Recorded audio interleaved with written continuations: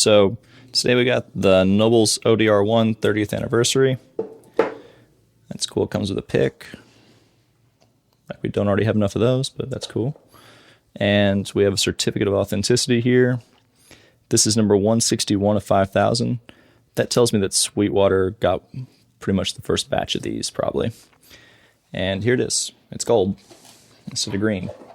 Green's not the most creative color, and it's not really my thing, so I thought this is cool. It's a speedboat, kind of gold flake yellow, gold color.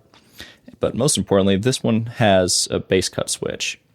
And that's super important because before I was using this SSL-EQ over here to kind of tame some of that low end out while I'm overdubbing. And now I can do that right at the source, which is great. And these also glow in the dark, which is kind of neat if you're playing with this live. So we got the self-explanatory drive, spectrum, and level. They say the spectrum, you can kind of dial in your high end and low end without affecting your mids simultaneously, but I don't know about that. This here is kind of the money. So yeah, our inputs are at the top as well, so that can save you some space on your board if you need to. And yeah, let's plug it in and see how it sounds. This here will probably fit, but my spacing would be off in between all these pedals. So what I'm going to do is I'm going to pop these two off. I'm going to scoot this one over about maybe 3/8 of an inch, ½ inch, something like that. And then I'll space this one over a tiny bit like that to where we have a nice even spacing between each pedal. And a little pro tip on this, what you should do is, so this has dual lock under them, which you have to kind of pry it off. So instead of just using a screwdriver, wrap your screwdriver in some cloth or something. When you put it under here and you pop these off, like that, kind of keeps you from messing up your board down here.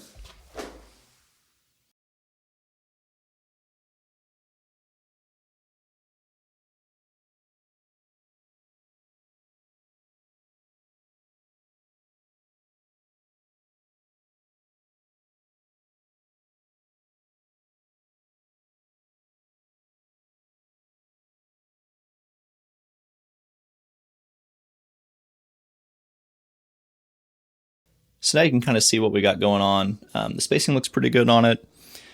These cables between these two and right here, obviously, were on the side before on the mini green one. So I had to kind of curl them up underneath here. XTS, who put this board together for me last year, were doing a much better job of that. But at some point, if something changes, I'll probably just have them redo those wires as well. So I use this board as a supplementary board for my main studio board under here. And yeah, so I use these overdrives quite a bit if I want a different color. And this is kind of like the Nashville secret weapon that is infamous with Tom Bukovac and everybody. But yeah, let's dig into it and see how it sounds. So I'm just going to walk you through what everything sounds like on it. So a dry signal right now, I got a 335 on the bridge pickup, every knob wide open, going into a 65 Bassman with volume on 4, treble on 6, bass on 4. So here's my dry signal sound. Also, there's a Royer 121 on a cream back in the other room.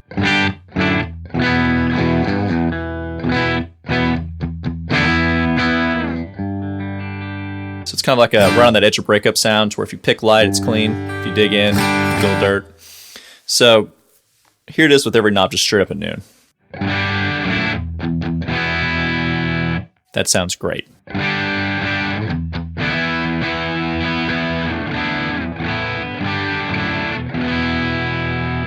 Okay, so I like a little more high end in there. So I'm going to push that spectrum up to, so on a scale of 1 to 10, this is on like 6 or 6.5.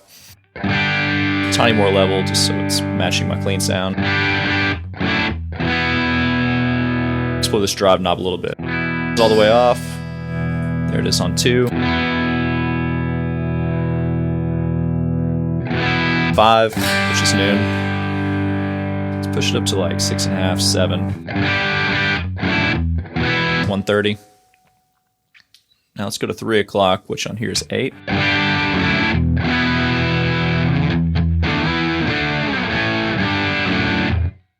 Let's go all the way to 10. Not a huge difference between 8 and 10, but definitely a little more rock on there.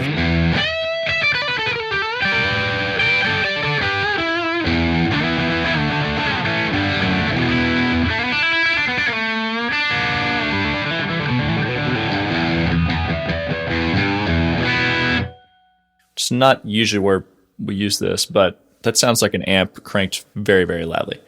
So I'm gonna back this off down to like 3, which is like 10 o'clock on here. It's like super dynamic right there too. It's like the perfect amount of compression.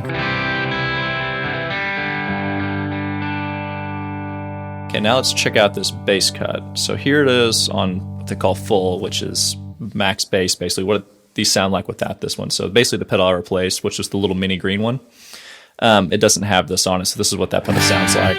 If you go to the neck pickup, you can kind of hear it. It's a little flubby down there. Now as I start to turn this up, you're gonna lose some of that low end. I'm on noon right now. Sounds better. Let's go all the way.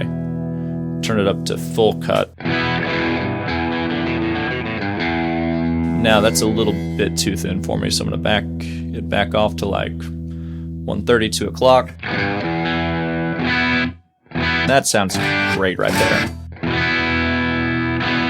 So in a live setting, or you might want a little more of that low end in there for your monitors so you feel like you have some weight behind you. But in a mix, or like even on a track, on a tracking gate or something like that, an engineer's going to cut all your low end off like that immediately, just so you get that point on the guitar that sits right in the mix.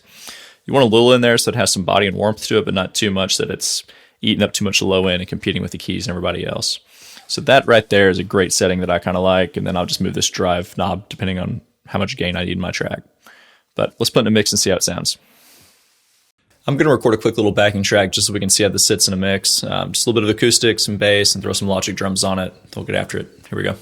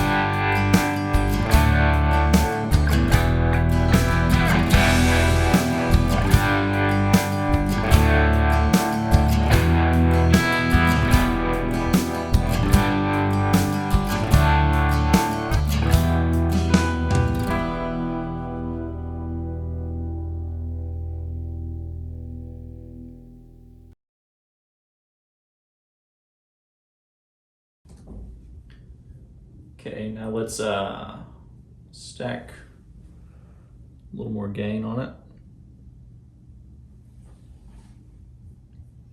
Hit this chorus. Put a little more bite on it too. A little more bass cut. It's gonna stack this chorus up.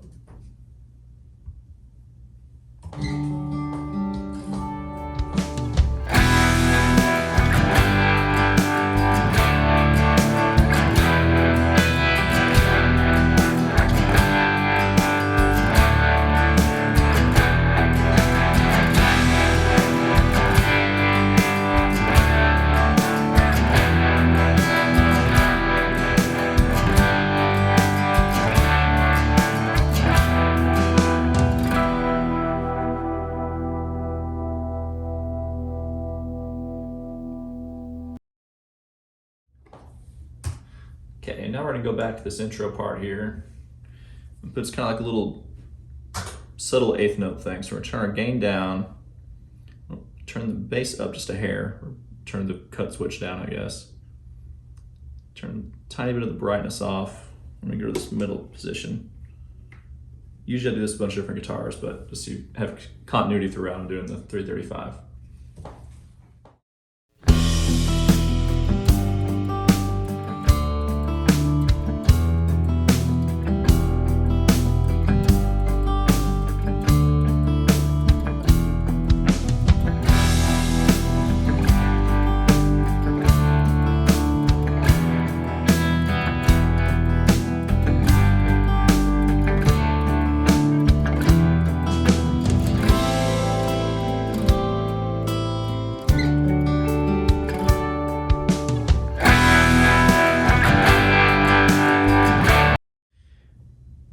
So now what we're gonna do is we got kind of like, that eighth note part is something like you do on a second verse a lot of the time. I know that's a giant broad stroke right there, but you tend to hear that quite a bit. So now we're gonna start a new track, and I'm gonna pan those last two left and right. And now I'm gonna pan this one a little bit to the left, and we're gonna build up our gain and try to do kind of like a middle part or the lead part. Then when the chorus comes, it'll turn into kind of like an ambient jingle jangle thing on the top end. So I'm turning the drive on this up to 7 now. Get rid of some of that low end again, and put a little bit of top end on it too, so the spectrum's on like 6 or 7 as well. So we'll see what we get here. This might not be a keeper, but see what we get. Back to the bridge pickup. Also for the delays and verbs, I'm just using Universal Audio, a plate verb on here, and then just a tape delay in the box that I can adjust later, which I'll kind of mix in before I edit this video out. So here we go.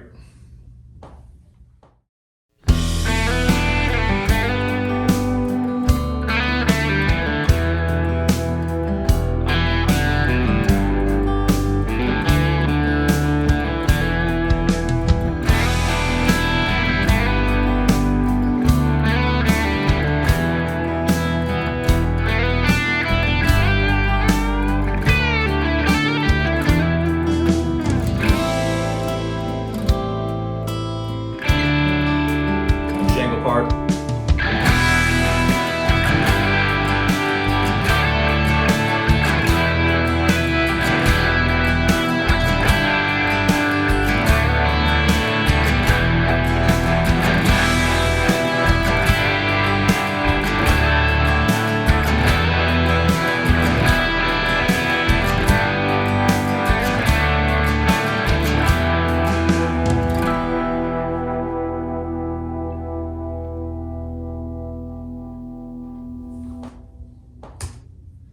Okay, that's kind of working.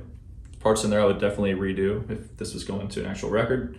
So we're just gonna do a solo now. I'm gonna crank up the gain even more. We're gonna put it at like 3 o'clock, which is 8 on here. Leave the treble and everything where it's at. And we'll just do a solo. Back my tone knob off just a hair. And like I said, usually we'd be doing mixing different pedals, different guitars to get sonically different colors happening, but just for quickness here. So I know the attention span thanks to TikTok is like 15 seconds now, but let's try this.